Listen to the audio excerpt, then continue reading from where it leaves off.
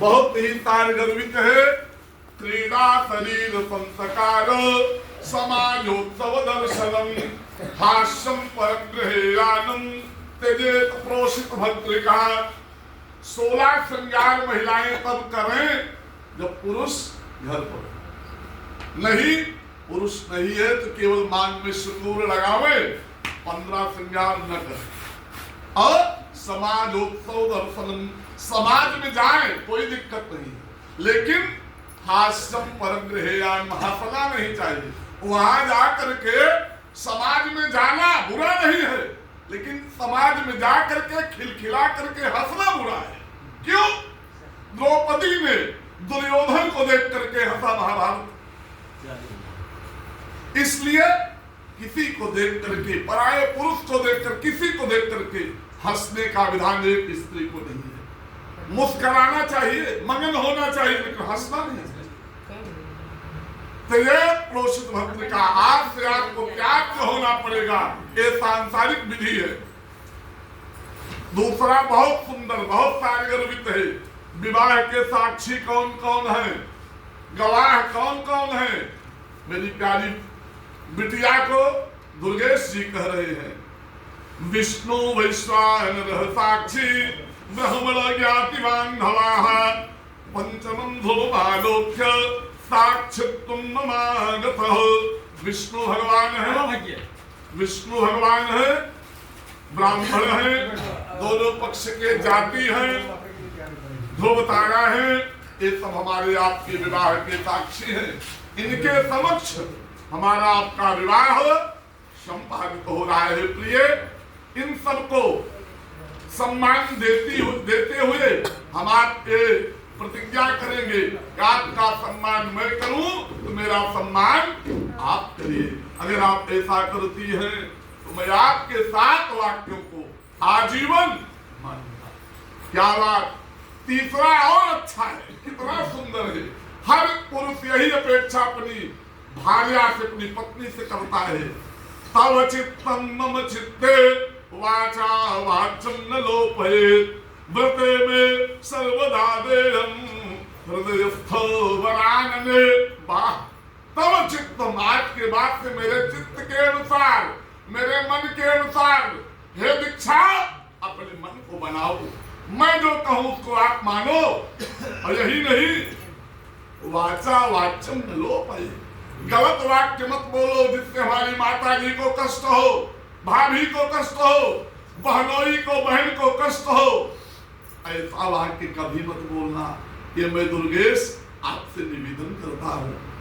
यही नहीं, व्रते में सर्वदा देह में मोत लीजिए आज। और यही नहीं, हृदयस्थ वरानने, अपने हृदय में इसको आप गांठ बांध लो कि मेरे परिवार का सम्मान करोगी दीक्षा तो मैं आजीवन आपका इतना सम्मान करूंगा आप अपने माँ बाप का प्यार भूल जाओगी। ये मेरा दुर्गेश का वाक्य ध्यान से सुन लीजिए, बड़ा सुंदर। तृतीय वाक्य दुर्गेश जी ने दीक्षा जी से निवेदन किया। चौथा और अच्छा है, चौथा और अच्छा है। क्या?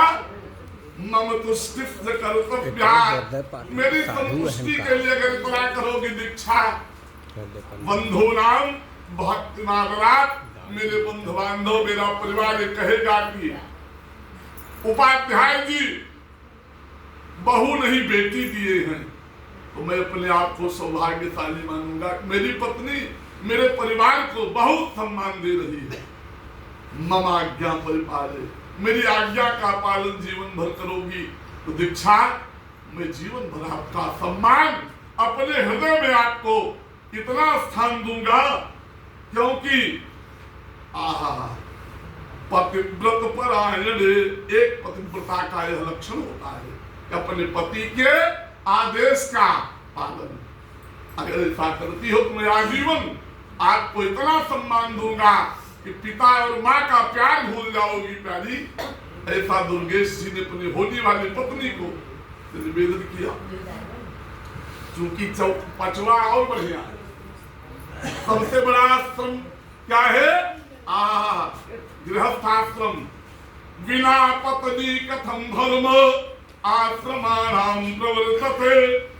तस्मात् तुम मम विस्तुतो भव वामांगगामिनी। हे मेरी होने वाली पत्नी, इस जीवन में गृहस्थाश्रम में रहना है तो पत्नी को साथ लेके चलना है।